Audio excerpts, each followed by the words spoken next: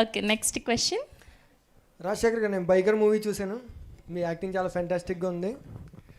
So ఈ వేదికను ఉపయోగించుకుని మన తెలుగు ప్రేక్షకులందరూ క్వశ్చన్ నేను అడగాలనుకుంటున్నాను.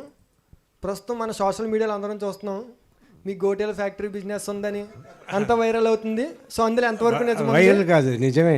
నిజమేనా సార్? గోటి అందరు జాబ్ జాబ్ జాబ్ అడుగుతున్నారు, నేను ఇవ్వలేకపోతున్నా. నిజమంటారు? అవును. Okay, thank you. And next question please. Mic ఎవరి దగ్గర? డైరెక్టర్ గారికి ఈ question. Yeah sir, congratulations first of all మీ అందరికి. టీమ్ రాజశేఖర్ గారికి ఇక్కడ హ్యాండ్ రైజ్ చేయరా? యాక్చువల్గా లేవకూడదు అన్నారు ఇక్కడ అండి. Okay okay okay camera okay, చెప్పండి చెప్పండి.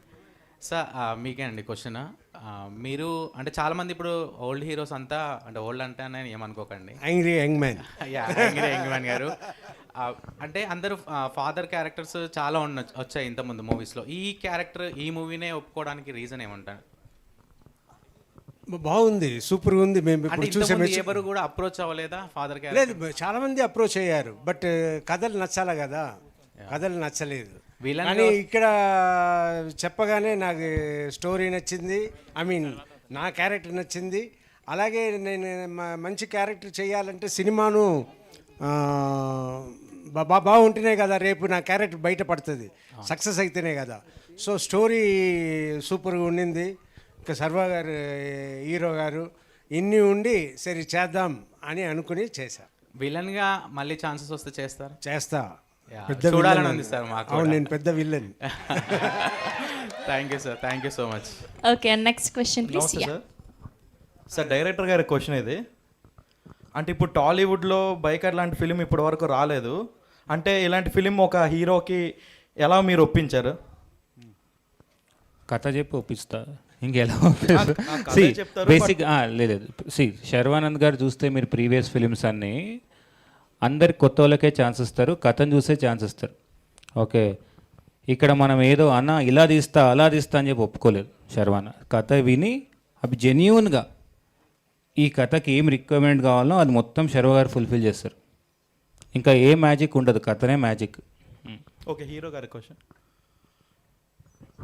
సార్ ఇలాంటి ఫిలిం చేయడానికి రీజన్ ఏంటి? అంటే ఒక బైకర్ లాంటి ఫిలిం అంటే ఎక్కువ ఛాలెంజెస్ ఉంటాయి ఇందులో. అంటే ఇప్పటి వరకు టాలీవుడ్లో లేదు, ఎక్కువ రిస్కీ సీన్స్ ఎక్కువ ఉంటాయి. ఎందుకంటే మేము ప్రతి షాట్ చూస్తుంటే అది ఛాంపియన్షిప్లో మేము స్టేడియంలో ఉండి చూసే ఫీల్ వస్తుంది మాకు. ఎందుకంటే లాస్ట్లో ఫైనల్లో చూస్తే ఇప్పుడే సినిమా చూసాం, మొత్తం మేము చప్పట్లు కొడుతున్నాం, అంటే ఆ వైబ్లోట్కి వెళ్ళిపోతున్నాం, అంటే ఒక స్టేడియంలో చూసే ఫీలింగ్ మాకు వస్తుంది. సో ఇలాంటి సీక్వెన్సెస్లో మాకు సినిమా ఎలానో టాప్ గేర్ వేస్తారు, 5th గేర్. బట్ ఈ ఫిలిం చేసేటప్పుడు మీకు ఎలా అనిపించింది? ఫస్ట్ ఆఫ్ ఆల్ ఈ సినిమా ఉట్టి తెలుగు సినిమానే కాదు, ఇండియన్ సినిమా హిస్టరీలో ఎప్పుడూ ఈ స్పోర్ట్ మీద ఒక ఫిల్మ్ తీయలేదు. That was the main reason.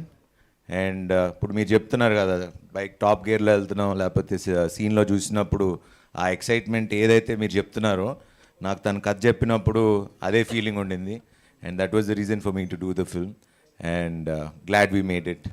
Yeah, heroine గారిది అప్పుడు పలానా అబ్బాయి సినిమాలో చూసిన తర్వాత ఇప్పుడు ఈ మూవీలో అంటే లవ్ సీన్స్ అనేది, అంటే ఒక ఫుల్ బైకర్ ఫిలింలో లవ్ స్టోరీ కూడా చూపించవచ్చు అని డైరెక్టర్ గారు అందులో హిట్ కొట్టేశారు. ఎందుకంటే యూత్కి కావాల్సిందంతా సినిమాలో పెట్టారు. ఆ చిన్న లవ్ మ్యాజిక్ మిస్ అవుతుందేమో అని మేము ట్రైలర్ చూసినప్పుడు అనిపించింది. బట్ అది కూడా ఫుల్ఫిల్ చేస్తారు, 100కి 120% ఇచ్చారు. అదే ఇక్కడ కూడా టాప్ గేర్ వేస్తారు. మన ఎడిటర్ కోసం మాట్లాడుకుంటే అనిల్ పసల గారు, ఆ పేరులో పసల ఉంది, సినిమాలో కూడా పస ఉందని చెప్పుకోవచ్చు. సో మేడం గారు ఈ సినిమా ఒప్పుకోవడానికి రీజన్ ఏంటి? అంటే ఫుల్ బైకర్ కదా, ఇది ఒక హీరో ఫిలిం కదా, ఫీచర్ ఫిలిం లాంటిది. అందులో మీరు పార్ట్ అయ్యేటప్పుడు మీకు ఎలా అనిపించింది? నాకు చాలా ఇట్స్ ఆనరబుల్ అండి. ఆయన చెప్పినట్టు this is India's first motocross film. But అవి స్ట్రాంగ్ సూట్ ఇస్ ఆల్వేస్ ఆయన ఫాదర్ సన్ రిలేషన్షిప్. ఇది even in loser or in his previous films. So అది ఆయన చాలా బాగా రాశారు. అండ్ అనన్య క్యారెక్టర్ అనేది చాలా స్ట్రాంగ్గా ఉంది. స్ట్రాంగ్ అంటే మరీ స్ట్రాంగ్ అందరినీ అర్థం చేసుకోకుండా ఉండ స్ట్రాంగ్ కాదు. This is somebody whose a sister, her mother and things like that. So చాలా రియలిస్టిక్గా రాశారు. అండ్ అంతే అండి, like of course if Sharva's in the film why would I not be in the film? Yeah, అప్పుడు Rajasekhar garu okay చెప్పలేదు అని, yeah I came in of course. Next question please. Thank you meet with Hi, Sharvadhan పెట్టారు అన్న. But మాకు thank you